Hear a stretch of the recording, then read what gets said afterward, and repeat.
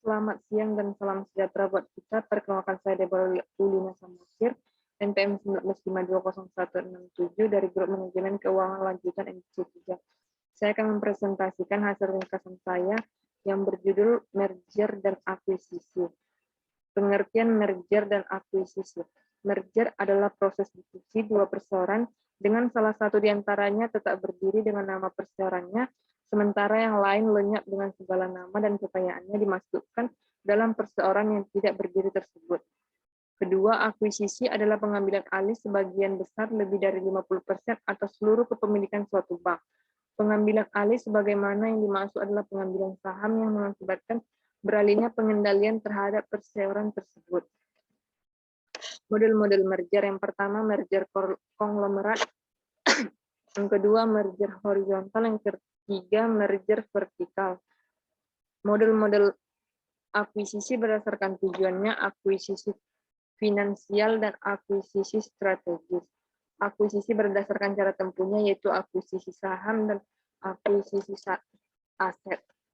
Jenis-jenis merger dan akuisisi menurut Damodaran 2001, suatu perusahaan dapat diakuisisi perusahaan lain dengan beberapa cara, yaitu yang pertama merger, yaitu pada merger para direktur kedua pihak setuju untuk bergabung dengan persetujuan para pemegang saham. Pada umumnya penggabungan ini disetujui oleh paling sedikit 50% shareholder dari target firm dan bidding firm. Pada akhirnya, target firm akan hilang dengan atau tanpa proses likuidasi dan menjadi bagian dari bidding firm.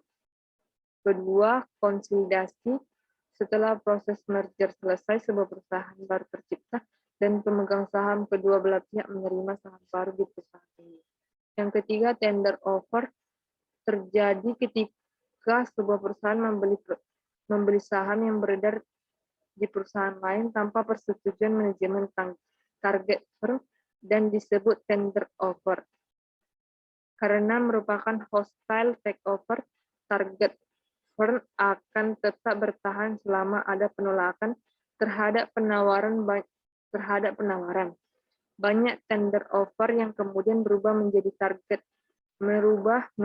merger karena bidding firm berhasil mengambil alih kontrol target firm. Alasan-alasan melakukan merger dan akuisisi. Ada beberapa alasan perusahaan melakukan penggabungan baik melalui merger maupun akuisisi, yaitu yang pertama pertumbuhan dan diversifikasi, yaitu perusahaan yang menginginkan pertumbuhan dengan cepat, baik ukuran pasar maupun diversifikasi usaha dapat dilakukan dengan merger maupun akuisisi. Perusahaan tidak memiliki risiko adanya produk baru. Selain itu, jika melakukan ekspansi dengan merger dan akuisisi, maka perusahaan dapat mengurangi perusahaan pesaing dan mengurangi persaingan. Kedua, sinergi, yaitu sinergi dapat tercapai ketika merger menghasilkan tingkat skala ekonomis atau economies of scale. Tingkat skala ekonomis terjadi karena perpaduan biaya overhead meningkatkan pendapatan yang lebih besar daripada jumlah pendapatan perusahaan ketika tidak merger. Sinergi tampak jelas terjadi ketika perusahaan yang melakukan merger berada dalam bisnis yang sama karena fungsi dan tenaga kerja yang berlebihan dapat digunakan. Yang ketiga, meningkatkan dana, yaitu banyak perusahaan tidak dapat memperoleh dana untuk melakukan ekspansi internal, tetapi dapat memperoleh dana untuk melakukan ekspansi eksternal. Perusahaan tersebut menggabungkan diri dengan perusahaan yang memiliki likuiditas tinggi, sehingga menyebabkan peningkatan daya pinjam perusahaan dan penurunan kewajiban keuangan. Hal ini memungkinkan meningkatnya dana dengan biaya rendah. Selanjutnya, menambah keterampilan manajemen atau teknologi, yaitu beberapa perusahaan tidak berkembang dengan baik karena tidak adanya efisiensi pada manajemennya atau kurangnya teknologi. Perusahaan yang tidak dapat mengefisiensikan manajemen dan tidak dapat membayar untuk mengembangkan teknologinya dapat menggabungkan diri dengan perusahaan yang memiliki manajemen atau teknologi yang ahli. Selanjutnya, pertimbangan pajak. Perusahaan dapat membawa kerugian pajak sampai lebih 20 tahun ke depan atau sampai kerugian pajak dapat tertutupi. Perusahaan yang memiliki kerugian pajak dapat melakukan akuisisi dengan perusahaan yang menghasilkan laba untuk memanfaatkan kerugian pajak. Pada kasus ini, perusahaan yang mengakuisisi akan menaikkan kombinasi pendapatan setelah pajak dengan mengurangkan pendapatan sebelum pajak dari perusahaan yang diakuisisi.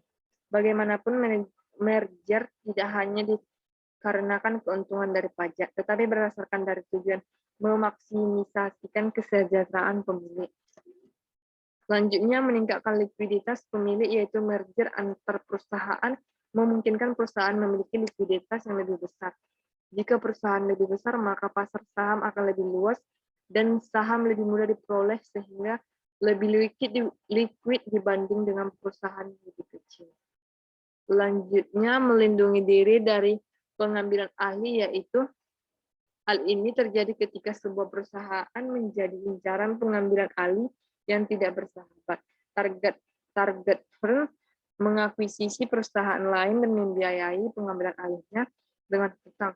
Karena beban hutang ini, kewajiban perusahaan menjadi terlalu tinggi untuk ditanggung oleh bidding firm yang berminat. Kelebihan dari merger yaitu pengambilan ahli melalui merger lebih sederhana dan lebih murah dibanding pengambilan alih yang lain. Kekurangan merger dibanding akuisisi, merger memiliki beberapa kekurangan, yaitu harus ada persetujuan dari para pemegang saham masing-masing perusahaan, sedangkan untuk mendapatkan persetujuan tersebut diperlukan waktu yang lama. Sekian dari hasil presentasi saya. Jika ada kesalahan kata, mohon maaf. Shalom, selamat siang.